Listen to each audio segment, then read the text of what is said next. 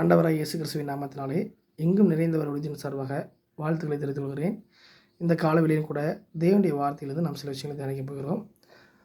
ஆதாரமாக எடுத்துக்கொண்ட வேத வசனம் 2 சாமுவேல் புஸ்தகம் 22ஆம் அதிகாரத்தில் 20ஆம் வசனம் தான் வாசிக்க போகிறோம். அது என்ன போட்டிருக்குன்னு பார்ப்போம். என்மேல் அவர் பிரியமாயிருந்தபடியால் விசாலமான இடத்துல என்னை கொண்டு வந்து என்னை தப்புவித்தார். இந்த வசனத்தை மையமாக வச்சு தான் நீங்களும் பார்க்க போகிறோம். இன்றைக்கி செய்தியோட தலைப்பில் என்னென்னு சொன்னால், விசாலமான இடத்தில் வைக்கும் கர்த்தர் அப்படிங்கிற தலைப்பில் பார்க்க போகிறோம்.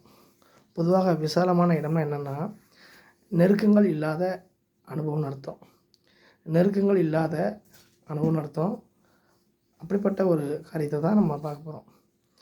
இந்த தலைப்பில் பார்க்குற நாம் ஆண்டவர் என்னென்ன காரியங்கள்லாம் அதில் நமக்கு சொல்லித்தர போகிறாருங்கிறத பார்க்க போகிறோம். விசாலமான இடத்துல கொண்டு வருகிற கர்த்தருங்கிற தலைப்பில் பார்க்குறோம்.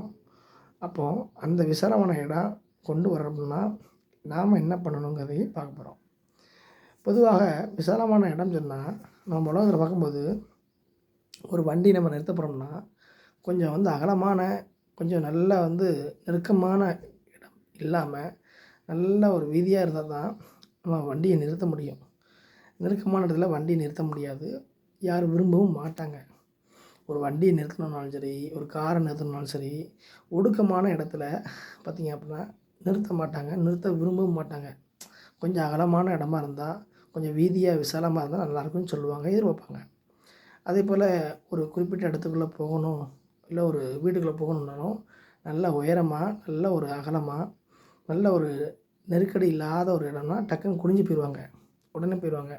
ஆனால் அதே நேரத்தில் ஒரு நெருக்கமான, உயரம் கம்மியாக இருக்கக்கூடிய இடம் அப்படின்னா குனிஞ்சு கஷ்டப்பட்டு போங்க.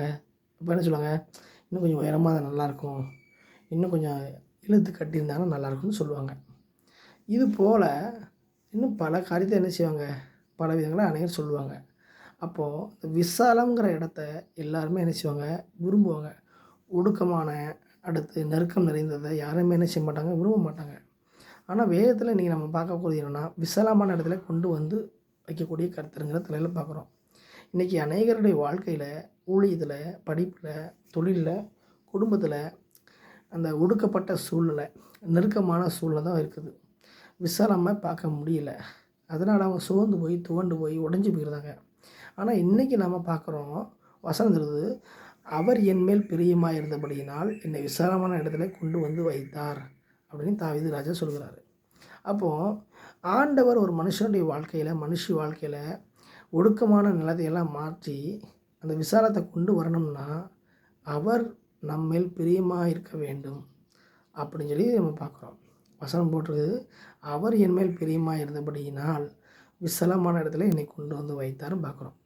அப்போது தேவன் ஒரு மனுஷன் மேலேயோ மனுஷி மேலேயோ பிரியமாக இருந்தால் மட்டும்தான் நெருக்கடியான சூழ்நிலையிலிருந்து, ஒடுக்கமான சூழ்நிலையிலிருந்து நம்ம விடுவித்து அவர் என்ன செய்வார், விசாலமானதில் கொண்டு வந்து வைப்பார். இன்றைக்கி அனைவருடைய வாழ்க்கையில் இந்த விசாலமான இடம் கிடைக்காம இருக்க காரணம், ஏதோ சில விஷயங்களை நம்ம அவருக்கு பிரியம் இல்லாமல் வாழ்கிறோம், பேசுகிறோம், செயல்படுறோம். அதுதான் காரணம். அது என்னங்கிறத நம்ம அறிந்து கொண்டு அதை சரி செய்யும் பொழுது மாத்திரம்தான் நம்மேல் அவருக்கு பிரியம் உண்டாகும், விருப்பம் உண்டாகும். அப்படி உண்டாகும்போது நம்ம சொல்லவும் வேண்டாம், கேட்க வேண்டாம், ஆட்டோமேட்டிக்காக எல்லா ஒடுக்குதலையும், எல்லா நெருக்கத்தையும் அவரை என்ன செய்வார், மாற்றுவார்.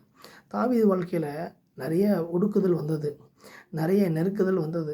ஆனாலும் தேவன் அவரை விசாலத்தில் வைத்தார். காரணம் என்னென்னு சொன்னால், தேவனுடைய பார்வையில் அவர் பிரியமாக இருந்தார். மனுஷ பார்வையில் அல்ல, உலகத்தின் பார்வையில் அல்ல, தேவனின் பார்வையிலே அவர் பிரியமாக இருந்தார்.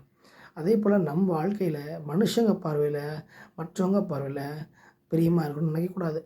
ஏசப்பாவோட பார்வையில் நம்ம எந்தளவுக்கு பிரியமாக ஜீவிக்கிறோம், எந்தளவுக்கு பிரியமாக பேசுகிறோம், எந்தளவுக்கு பிரியமாக நம்ம நடக்கிறோம், எந்தளவுக்கு பிரியமாக யோசிக்கிறோங்கிறத யோசிக்க பார்க்கணும். அப்படி தேவன் பார்வையில் பிரியமாக நாம் இருந்தால், அது ஊழியமாக இருந்தாலும் சரி தான், வேலையாக இருந்தாலும் சரி தான், படிப்பாக இருந்தாலும் சரி தான், தொழிலாக இருந்தாலும் சரி தான், தனிப்பட்ட வாழ்க்கையும் சரி தான், குடும்பம் சரி தான், நம்ம வாழ்க்கையில் அவர் பார்வையில் பிரியமாக இருந்தால் நம் வாழ்க்கையில் ஒடுக்குதல் இருக்காது, நெருக்கங்கள் வராது, விசாலத்தை ஆண்டு வைப்பாராக. அப்போது இந்த செய்தியை கேட்டுக் கொடுக்குற ஒவ்வொருவரும் தெரிந்து கொள்ளக்கூடிய விஷயம் என்னென்னு சொன்னால், வாழ்க்கையில் நாம் அந்த விசாலமான இடத்தை பார்க்கணும்னா ஆண்டவர் நம்மில் பிரியமாக இருக்க முடியாக நம் வாழ்க்கை, பேச்சு, செயல்பாடுகள், எண்ணங்கள்லாம் என்ன செய்யணும்? இருக்க வேண்டும். தாவீது ராஜா அதான் சொல்றாரு, அவர் என் மேல் பிரியமாக இருந்தபடியால் விசாலமான இடத்திலே கொண்டு வந்து வைத்தார்ன்னு. அப்போ நம்ம வாழ்க்கையில் விசாலமான இடத்த எல்லா வகையிலையும் பார்க்கணுன்னா, இல்லை விசாலமான இடத்துல தேவன் நம்மை கொண்டு வரணும்னா, நம்ம என்ன செய்யணும்? எல்லா வகையிலும் தேவனுக்கு பிரியமாக, தேவன் பார்வையில் விருப்பமானவர்களாக நம்ம நடக்கும் பொழுது, தேவன் அவ்விதமாய் நம்மை மாற்றுவாராக. ஆகவே இந்த செய்திக்கு உங்களை ஒப்பு கொடுத்து, விசாலமான இடத்துக்கு போகிறதுக்கு என்ன வழிங்கிறத நம்ம சொல்லிட்டோம். அதையும் பார்த்து, தேவனுடைய பார்வையில் பிரியமாக இருக்க என்ன செய்யலாங்கிறத யோசித்து, இந்த வார்த்தைக்கு உங்களை அர்ப்பணிக்க வேண்டுமென்று சொல்லி, உங்கள் அனைவரையும் எங்கும் நிறைந்தவர்களையும் வாழ்த்துகிறது. ஆமேன், ஆமேன்.